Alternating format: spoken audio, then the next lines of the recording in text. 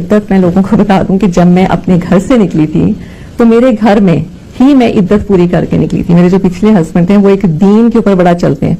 उन्होंने कहा हम पहले ये इद्दत घर में करेंगे, जैसे एक कुरानी तरीका था। उसके बाद जब मैं घर से निकली, मैं चाहती तो मैं अगले दिन भी शादी कर सकती थी, मैंने तो उसके 5-6 बल्कि शायद 7 महीने बाद की। बहुत से एंकर्स जिनकी जबान चलती है जो ये नहीं सोचते कि उनके लफ्ज बहुत से दिलों को दुखा भी सकते हैं, और एक जबान है जो अर्श मुल्ला पे ले जाती है और जो खाक में मिलाती है। इंसान ये भूल जाता है कि ये जबान हमें कहाँ से कहाँ ले जाती है।